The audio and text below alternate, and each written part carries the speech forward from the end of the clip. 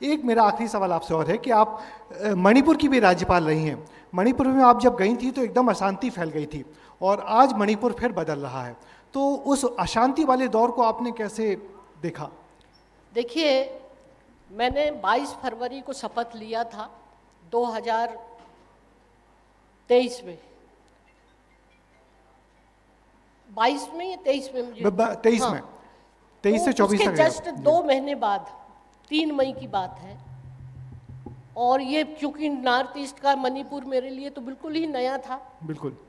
और हालांकि मैं मणिपुर के बारे में ये बताना चाहूँगी कि मणिपुर बहुत खूबसूरत बिल्कुल। और नॉर्थ ईस्ट भी बहुत खूबसूरत मतलब स्टेट है।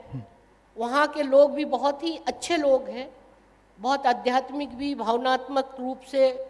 और वहाँ की जो तमाम पहाड़ियाँ और इस तमाम जो चीज़ें, वहाँ की संस्कृति बहुत खूबसूरत। तो मुझे बहुत खुशी हुई वहाँ पर जाकर कि चलो ये क्षेत्र में मुझे ये जिम्मेदारी दी है।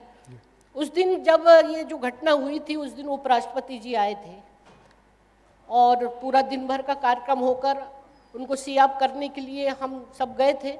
अचानक सूचना आती है कि वहाँ पर एक चूड़ाचांदपुर है जहाँ कुकी का एक डिस्ट्रिक्ट है, कि एक शाम के टाइम कुछ बहस हो गई, झगड़ा, और ऐसे ही हमने भी सोचा कि होता रहता है, छोटा मोटा होगा, तो इतना बढ़ जाएगा शाम तक, तो ये कल्पना भी नहीं थी। बिल्कुल।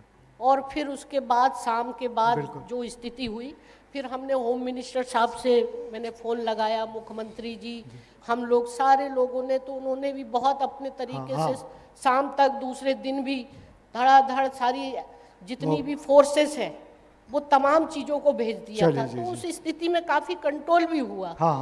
और फिर उसके बाद नहीं, पर एक बड़ा अनुभव था जो वो हिंसा आपने देखी। और आज एक बहुत चुनौतीपूर्ण मेरे जीवन का वो आपका क्षण था। हाँ, क्षण था।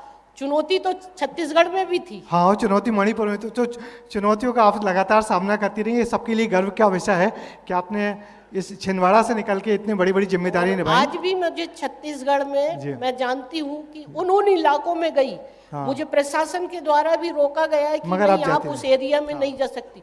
तो बाई हेलीकॉप्टर भी मुझे नहीं मिलता था, तो भी फिर भी मैं बाई रोड गई। और लोग वहाँ पर इतना अधिक मुझसे अपेक्षा थे, बहुत खुश भी थे